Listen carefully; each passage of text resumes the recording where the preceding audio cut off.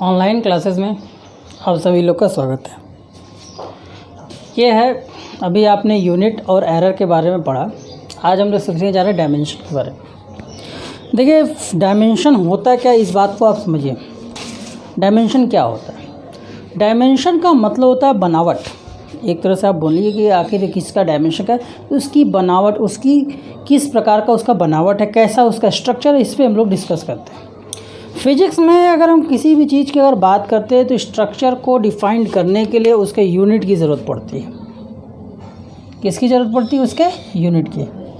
बिना उसके यूनिट्स के आप उसको डिफाइन नहीं कर सकते। जब तक आपके पास उसकी यूनिट नहीं होगी तब तक आप उसको डिफाइन नहीं कर सकते। तो डायमेंशन क्या? Dimension of any physical quantities are those power, उसके ऊपर लगने वाले पावर हैं, are raises on fundamental unit, जो कि क्या करते हैं, उसके फंडामेंटल यूनिट को बनाते हैं। टू एक्सप्रेस इट यूनिट, उसके यूनिट को एक्सप्रेस करते हैं। जैसे मानिए कि वेलोसिटी को अगर हम लेते हैं, वेलोसिटी का फॉर्मूला होता है, वेलोसिटी से चलिए स्पीड का लेते हैं। स्पीड का फॉर्मूला होता है distance upon time. Distance upon time. यहाँ मैंने बताया है कि हम लेंथ को L से डिनोट करेंगे। किससे डिनोट करेंगे? L से। तो डायमेंशन की वैल्यू कितनी हो जाएगी? L। ये ब्रैकेट स्क्वायर लगाया जाता है जो कि डायमेंशन का रिप्रेजेंटेशन है, और टाइम का रिप्रेजेंटेशन क्या हो गया? T। ठीक। अब इस T को ऊपर भेजेंगे तो ये क्या हो जाएगा? L T के पावर -1। ये हो गया डायमेंशन ऑफ स्पीड। इससे क्या पता चल रहा है? देखिए यहाँ पर क्या है, are raises on fundamental unit to express unit power, those power which, जिसके ऊपर पावर होता है। देखिए अब टी के ऊपर -1 है। -1 रिप्रेजेंट क्या कर रहा है कि जब भी आप स्पीड निकालेंगे T in the form of division के फॉर्म में होगा। Express which shows how and which of the base quantities represent the dimension of physical quantity. कहने का मतलब है कि ये बताता है कि स्पीड जो है किस बेस क्वांटिटी पे डिपेंडेंट। आपको पता है कि जब हम यूनिट पढ़ा रहे थे तो यूनिट पढ़ाने पे हमने आपको क्या बताया? फंडामेंटल यानी बेस क्वांटिटीज़ पढ़ाया था। उसके बाद डेरिवेटिव्स हमने आपको बताए थे। तो ये आपके क्या है, बेस क्वांटिटी के रिप्रेजेंटेशन के रूप में लेते हैं। लेंथ के लिए हम L यूज़ करते हैं, मास के लिए हम लोग M यूज़ करते हैं, टाइम के लिए कैपिटल T यूज़ करते हैं, टेम्परेचर के लिए 8 लिख दिया है। टेम्परेचर के लिए हम लोग यूज़ करते हैं थीटा, और एम्पियर के लिए हम लोग ये यूज़ करते हैं। जनरली आपको जितने भी क्वेश्चन मिलेंगे उनमें सबसे बड़ी जो अहम रोल आपको मिलेगा वो क्या मिलेगा? इन तीनों का मिलेगा, लेंथ, मास एंड टाइम। तो डायमेंशन बस ये डिस्क्राइब करता है कि I am dependent on which basic quantity and how much, कितना मैं उस पर डिपेंडेंट हूँ, किस हिसाब से डिपेंडेंट, कितना मेरे को उस पर मल्टीप्लाइड होना है, कितना उसमें हमको सब कुछ करना है। जैसे देखिए अब आते हैं एक्सेलरेशन पर। तो एक्सेलरेशन का फॉर्मूला क्या होता है? V/T। V की वैल्यू अभी आपने निकाला, स्पीड और उसका दोनों का सेम होता है LT -1 अपॉन में T के लिए आप क्या यूज़ करेंगे? T। फिर ये ऊपर चला जाएगा तो क्या हो जाएगा? LT -1 पहले से था, एक और -1 उस पर चला गया तो -2 हो गया। ये रिप्रेजेंट क्या कर रहा है कि लेंथ पर डिपेंडेंट है और टाइम पर डिपेंडेंट है। कैसे डिपेंडेंट है? तो ये बहुत इजी टॉपिक है, लेकिन ये बहुत बेसिक कॉन्सेप्ट है और बहुत ज़रूरी है इसको जानना, क्योंकि इस डायमेंशन एनालिसिस के थ्रू आउट हम बहुत सारी चीज़ों को सही कर सकते। जैसे चेक द फार्मूला, जैसे कोई फार्मूला अगर डेराइव करके दिया गया है कि ये फार्मूला इस क्वांटिटी के लिए है, तो आप डायमेंशनल मेथड्स के थ्रू आउट जो है आप जो है बड़े ही आसानी से इसको चेक कर सकते हैं। डायमेंशन मेथड से आप चेक कर सकते हैं कि वो सही है कि गलत है।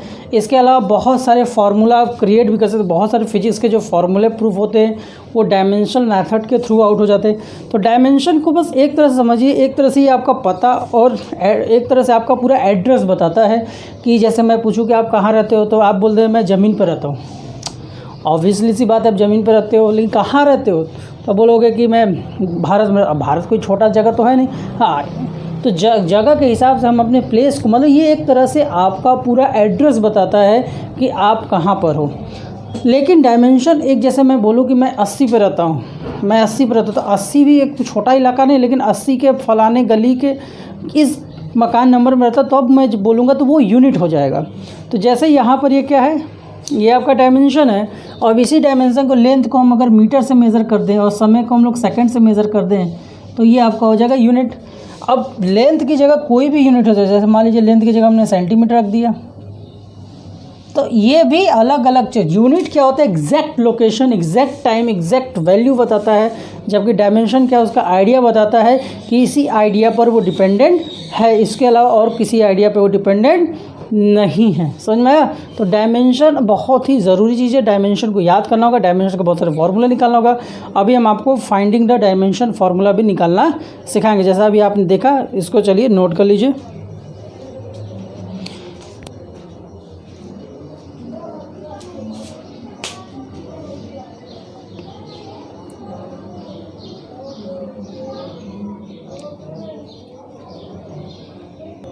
तो अब हम लोग डायमेंशन को निकालना सीखेंगे। सबसे सिंपल, सबसे पहला लेते हैं एरिया। आप किसी भी एरिया को लीजिए, किसी भी एरिया को अगर आप लेंगे तो आपका सिंपली अगर हम एरिया देखें तो लेंथ इनटू ब्रेथ होता है। आप सभी जानते हैं कि लेंथ और ब्रेथ का मल्टीपल करेंगे तो हमें एरिया मिलेगा। रेक्टेंगल के लेते हैं, अगर आप तो सर्कल का लेंगे तो भी पाई आर स्क्वायर मिलता है, उसमें भी आर का स्क्वायर होता है, मतलब 2 बार आते हैं। तो लेंथ को किससे मेज़र करेंगे आप? मीटर से। लेंथ को मेज़र किससे करेंगे? लेंथ से ही करेंगे। और ब्रेथ भी क्या है? एक तरह का लेंथ ही है ना। अगर हम कहें कि यार 3 मीटर चौड़ा है, चौड़ा का मतलब क्या? एक तरह का लेंथ ही है। तो ब्रेथ को भी हम किससे मेज़र करेंगे? लेंथ से। इन दोनों का डायमेंशन मल्टीप्लाई हो जाएगा तो L के पावर 2 हो जाएगा। मतलब ये क्या डायमेंशन बता रहे हैं कि एरिया एक क्वांटिटी है जिसका डायमेंशन लेंथ के पावर 2 होता है। जब भी आप देखेंगे किसी भी एरिया में यूनिट, आप लोग क्लास 10 पास करेंगे तो आप देखेंगे आंसर में आप मीटर स्क्वायर, सेंटीमीटर स्क्वायर जरूर लगाते होंगे। बिना स्क्वायर लगाए अगर आपने छोड़ दिया तो आपके टीचर्स बताते होंगे कि ये जो वैल्यू है वो क्या है? बिल्कुल रॉन्ग है। तो डायमेंशन क्या बताता है कि देखिए लेंथ को 2 बार यूज़ करना है। सेकंड ले लीजिए हैं वॉल्यूम। वॉल्यूम की बात करें तो क्या होगा? Length into breadth into height. और आप सबको पता है लेंथ को भी हम L से मेज़र करेंगे, ब्रेथ को भी L से मेज़र करेंगे और हाइट को भी लेंथ से ही मेज़र करेंगे। इसका मतलब L L L और आपका क्या हो जाएगा? L क्यूब हो जाएगा। तो L cube is a dimension of volume. चलिए इसके बाद हम ले लेते हैं नेक्स्ट,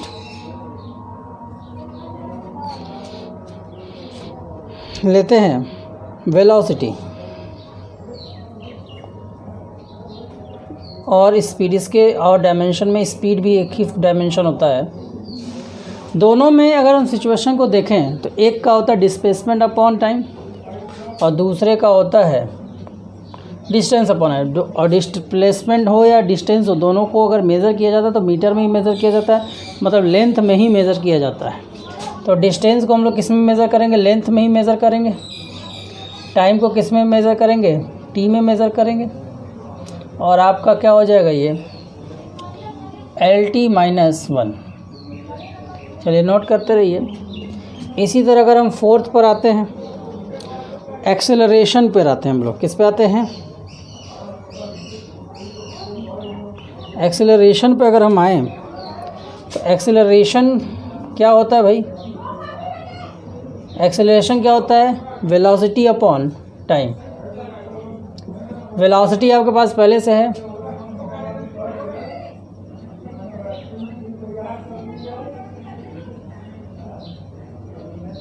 और ये क्या हो जाएगा? LT-2 हो जाएगा। Question number 5। अब आते हैं फोर्स पर। फोर्स की वैल्यू क्या होती है?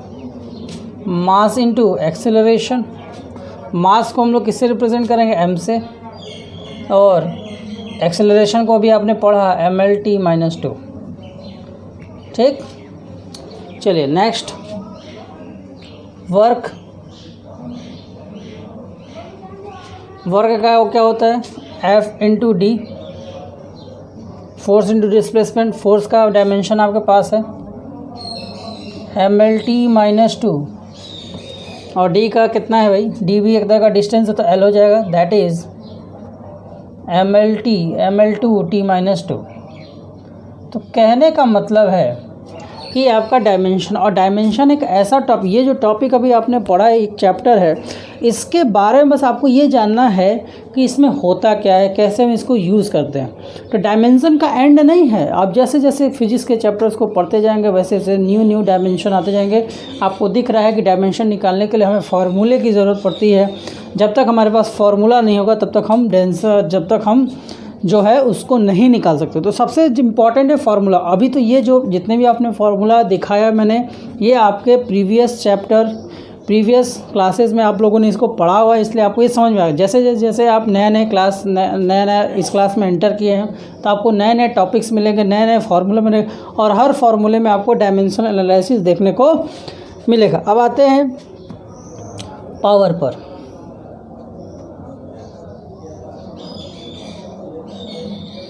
पावर क्या होता है भाई, वर्क पर यूनिट टाइम। तो वर्क पर यूनिट टाइम मतलब वर्क का डायमेंशन आपके पास ML2T-2 और टाइम का कितना है भाई, T है। दोनों मिल गए, ये ऊपर चला जाएगा तो ये माइनस हो जाएगा, ये माइनस माइनस क्या हो जाएगा, ऐड हो जाएगा, ML2T-3। तो इस तरह से आप जितने चीज़ों का चाहें, चलिए एक और का निकालते हैं,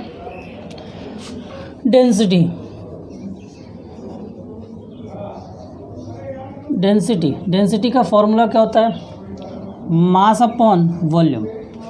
अब देखिए यहाँ ध्यान से, मास को किससे रिप्रेजेंट करते हैं, m से, वॉल्यूम को किससे रिप्रेजेंट करते हैं, LQ से, और ये ऊपर जाएगा तो क्या हो जाएगा, ML-3। ये हो गया डायमेंशन ऑफ, चलिए डायमेंशन ऑफ एनर्जी। अब एनर्जी दो तरह के होते हैं, पोटेंशियल एनर्जी भी होता है और काइनेटिक एनर्जी। चलिए काइनेटिक एनर्जी का निकालते हैं।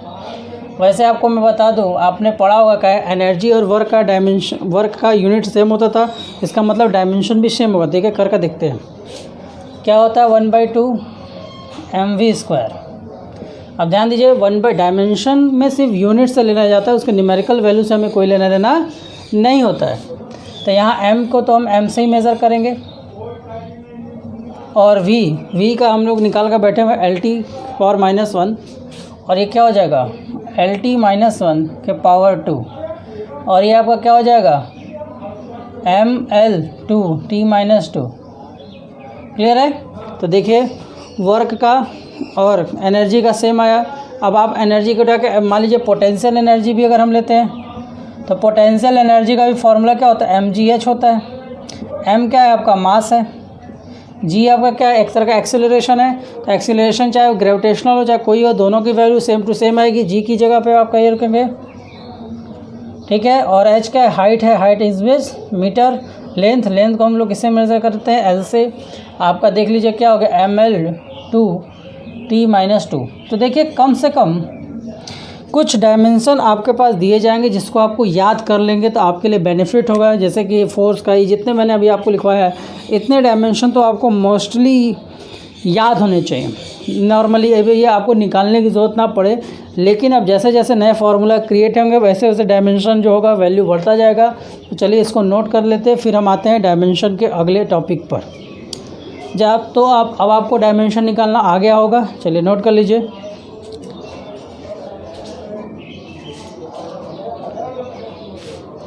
वीडियो को पॉज करके नोट करें। अब आप देख रहे हैं ये डायमेंशन के दो सबसे इम्पॉर्टेंट रूल हैं। पहला रूल क्या है, dimension of LHS equal to dimension of RHS। इसी प्रॉपर्टी को हम लोग होमोजेनिटी प्रिंसिपल या होमोजेनिटी प्रॉपर्टी के नाम से जानते हैं। इसका मतलब ये है कि अगर हमने a + b A = b लिखा, इसका मतलब a का डायमेंशन और b का डायमेंशन सेम होगा तभी वो इक्वल होंगे, अदरवाइज़ वो इक्वल नहीं होंगे, ऐसा इनके अकॉर्डिंग है।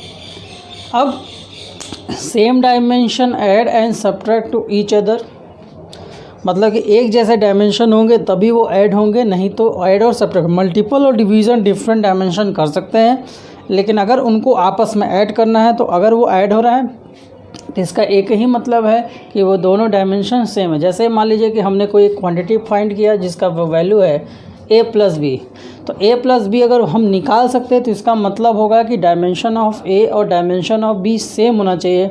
ऐसा कभी नहीं होगा कि आपका मीटर के साथ केजी को ऐड किया जाएगा। बस में रहे तो हमने आपको क्या बताया, उसी तरह जैसे आप प्लस का केस है उसी तरह अगर हम मान लीजिए कोई ऐसा नंबर लेते हैं जिसकी वैल्यू a माइनस बी है, तो इसका मतलब डायमेंशन ऑफ a और डायमेंशन ऑफ b क्या होगा, इक्वल होगा। जब तक ये प्रॉपर्टी को होल्ड नहीं करेगा तब तक वो काम नहीं करेगा।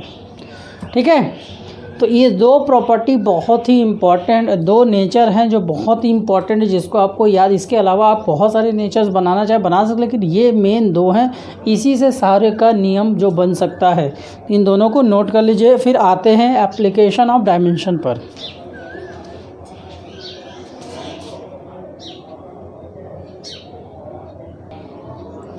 जैसा कि आपके सामने दिख रहा है एप्लीकेशन ऑफ डायमेंशन, डायमेंशन का हमारे पास यूज़ क्या है। तो डायमेंशन के हमारे पास 3 यूजेस हैं। To check the accuracy of physical quantity, कहने का मतलब अगर आपके पास v is equal to u plus a t अगर एक फार्मूला है तो ये फार्मूला एक्यूरेट है कि नहीं है, इसको हम इस डायमेंशन मेथड के थ्रू आउट चेक कर सकते हैं। To change the physical quantity one system to another system, जैसे अगर कोई भी क्वांटिटी अगर MKS सिस्टम में है तो उस सिस्टम को हम चाहे तो CGS, FTP, FPS में भी बड़े आसानी से भेज सकते हैं, मतलब किसी भी सिस्टम में उसको हम चेंज कर सकते हैं। To obtain the relation between different physical quantities, मतलब एक तरह से हम फिजिक्स के कुछ टर्म्स का फार्मूला भी निकाल सकते हैं, लेकिन इसके कुछ लिमिटेशन है। अगर उस फार्मूले में ऐसा हो कि उस फार्मूले में अगर कोई ऐसा क्वांटिटी अगर तीन क्वांटिटी से ज़्यादा डिपेंड हो सकता है कि मास, किलोग्राम, मतलब कि कोई भी ऐसा फिजिकल क्वांटिटी हो जो मोर देन 3 क्वांटिटीज़ पे डिपेंडेंट हो, तो उसका ये रिलेशन फाइंड नहीं कर सकता। उसके अलावा टिग्नोमेट्रिकल रेशियो को भी फाइंड नहीं कर सकता। फंक्शनल फार्मूला लॉग वाले फार्मूलों को भी नहीं फाइंड कर सकता। इसके अलावा ये उन्हीं फार्मूलों को ऐड कर निकाल सकता है जो कि या तो मल्टीपल के फॉर्म में हो या तो डिवीज़न के फॉर्म में हो। अगर कोई ऐसा क्वांटिटी उस पर डिपेंडेंट है जिसका यूनिट नहीं है, बहुत सारे ऐसे रिलेशन है जैसे साइन आई अपॉन में साइन आर के, जैसे आप मान लीजिए रिफ्रैक्टिव इंडेक्स का फार्मूला होता है, आपका क्या होता है, velocity of light in first medium and velocity of light second medium, तो इसका भी रिलेशन जो है ये फाइंड आउट नहीं कर सकता। In short it is not most useful but it is useful. ठीक है, फार्मूला ड्राइव के लिए परफेक्ट नहीं है, but some time is very perfect, but major time it is not good perfect. It is majorly used for 2 things. First, to check the accuracy of system and to change, और ये 2 चीज़ों में इसकी सबसे ज़्यादा uses होते हैं। तो अच्छा, हम आई थिंक आपको समझ में आ गया होगा, इसे नोट कर लीजिए। और अगर आपको कोई क्वेश्चन हो तो आप हमें कमेंट कर पूछ सकते हैं। अगर आपको वीडियो अच्छा लगा हो तो लाइक करें, सब्सक्राइब करें और शेयर करें। Thank you.